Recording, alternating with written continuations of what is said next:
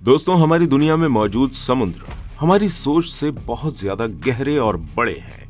ऊपर से शांत से दिखने वाले इन समुद्र के अंदर समुद्री जीवों की एक अलग ही दुनिया बसी हुई है, जिनके बारे में हम लोग बहुत ही कम जानकारी रखते हैं। समुद्र की गहराई में नीचे की तरफ जाने पर हमें समुद्र में ऐसे ऐसे जानवर देखने को मिलते हैं जिनके बारे में हमने अक्सर ही किताबों और फैंटेसी कहानियों में ही सुना है। लेकिन समुद्र की अथाह गहराई में पहुंचने पर आप इस तरह के जानवरों को अपनी आंखों से खुद ही देख सकते हैं।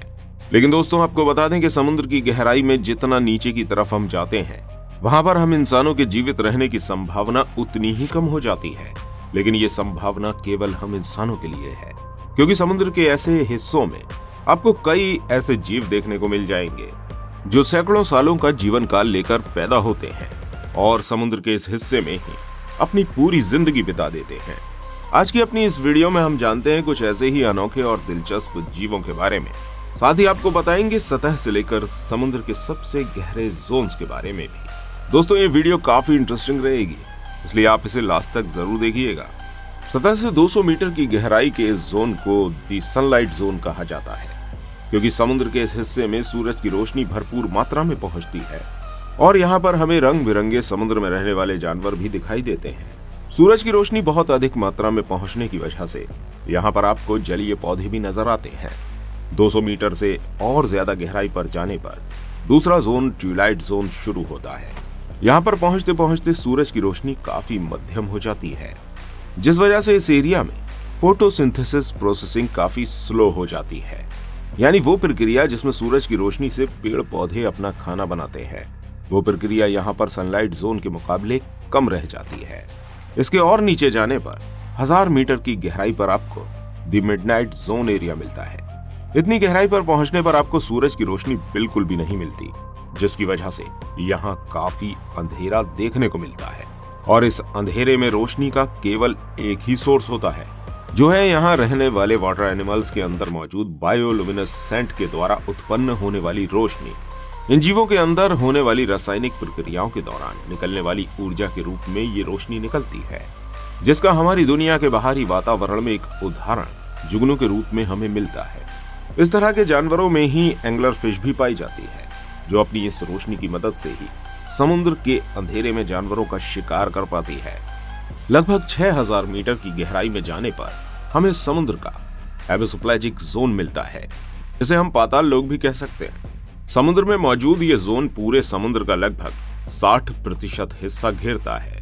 यह समुद्र का सबसे बड़ा जोन है और यहाँ पर पहुंचने पर वाटर प्रेशर बहुत ही ज्यादा बढ़ जाता है, जिस वजह से यहाँ पर बिना किसी इक्विपमेंट के जाने पर किसी भी इंसान के पहुंचने पर उसके शरीर के चिथड़े उड़ सकते हैं। हमारे वैज्ञानिक समुद्र के जोन में रिसर्च करने के लिए पूरे इक्विपमेंट के साथ ही उतरते हैं, लेकिन आपको बता दें कि हमारा समुद्र इससे भी और गहरा है। जी हाँ दोस्तों, इसके और नीचे मौजूद है समुद्र की वो घाटियां जिन्हें हम ट्रेंच कहते हैं। ये दिखने में वी शेप की तरह होती हैं, जिसे देखकर ऐसा लगता है कि मानो यहाँ पर किसी ने खुदाई करी है। समुद्र के तल में ये आपको 11000 मीटर की गहराई में मिलते हैं। अब तक इंसानों द्वारा खोजी गई सबसे गहरी ट्रेंच मरियाना ट्रेंच है। यह समुद्र की काफी खतरनाक जगह है, जहां पर इंसानों का जाना बहुत ही मुश्किल होता है। पर आपको जानकर काफी हैरानी होगी कि इस खतरनाक जगह में भी हमारी प्रकृति ने जीवन को मौजूद रखा है।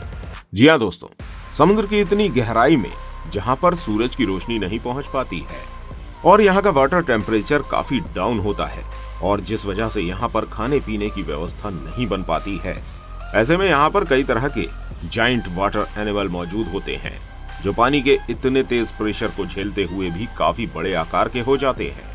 ये जीव कुदरत की इन खतरनाक परिस्थितियों में भी जीना सीख जाते हैं।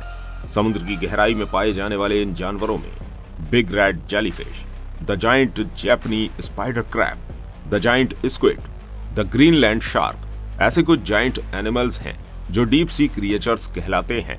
डीप सी जाइगेंटिज्म थ्योरी के बहुत खास एग्जाम्पल हैं, क्योंकि इस थ्योरी के हिसाब से जहां इन सभी क्रिएचर को कम टेम्परेचर और वाटर प्रेशर की वजह से श्रिंक हो जाना चाहिए था, वहीं इसके उलट ये सभी क्रिएचर साइज में नॉर्मल क्रिएचर से काफी बड़े मिलते हैं। ये वैज्ञानिकों के लिए एक बड़ा सवाल है कि इतनी ठंडी और अंधेरी जगह पर रहने के बावजूद भी ये जानवर इतने बड़े शरीर के कैसे बन जाते हैं। जबकि इस जोन में तो सूरज की रोशनी और मरीन प्लांट्स तक मौजूद नहीं होते हैं। ऐसे में ये बड़े एनिमल्स क्या खाकर खुद को इस एनवायरनमेंट में जिंदा रख पाते हैं? इन सवालों के जवाब में हमारे वैज्ञानिकों ने जो थ्योरी दी है उसके हिसाब से इन जानवरों को जिंदा रहने के लिए ज्यादा खाने की जरूरत नहीं पड़ती है।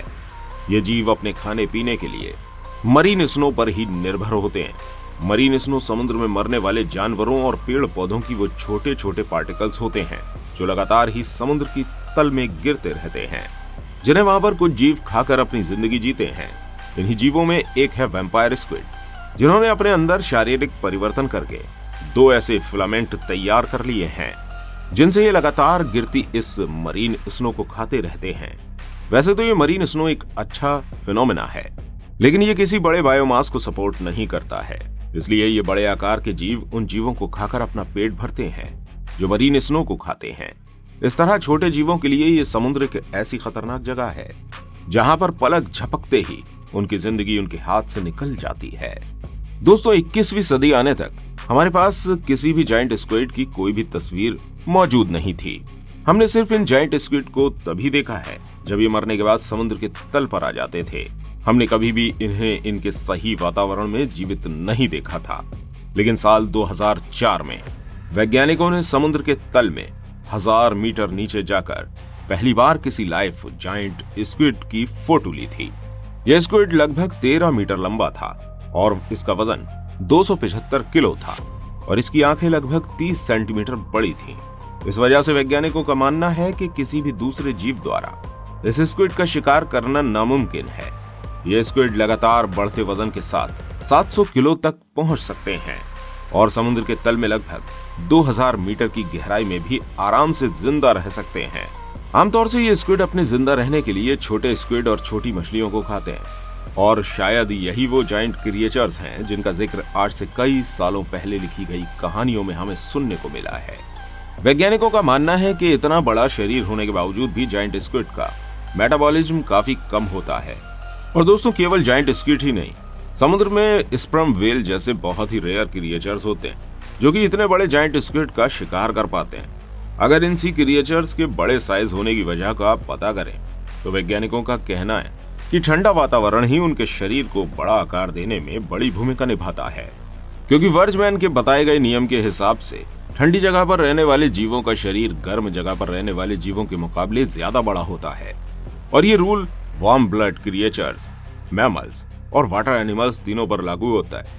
इसी का एग्जाम्पल आप अपनी ही दुनिया के नॉर्थ पोल को लेकर देख सकते हैं, जहां पर ठंड की वजह से छोटे से छोटे वर्म भी आपको बड़े आकार में मिल जाते हैं। दोस्तों, आज के समय में हमें अपने ही समुद्र के बारे में बहुत कम जानकारी है। हमारा ये समुद्र बहुत बड़ी तादाद में वाटर एनिमल्स के रहने की जगह है।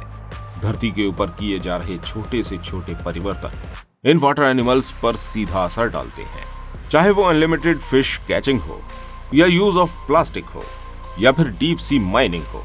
इन सभी कामों का सीधा असर इन एनिमल्स की सी लाइफ पर पड़ता है। दोस्तों, अगर ये सी एनिमल्स हमारी दुनिया से गायब हो जाते हैं तो उसकी पूरी तरह से जिम्मेदार हम इंसान ही होंगे। दोस्तों, आपका क्या कहना है इस बारे में हमें कमेंट करके जरूर बताइएगा। उम्मीद है कि वीडियो आपको अच्छी लगी होगी। अगर आपको ये वीडियो अच्छी लगी हो तो इस वीडियो को लाइक और शेयर जरूर कीजिएगा और ऐसी और वीडियोस देखने के लिए हमारे चैनल को सब्सक्राइब किए बिना मत जाइएगा। मिलते हैं आपसे अगली वीडियो के साथ। तब तक अपना बहुत सारा ध्यान रखिएगा।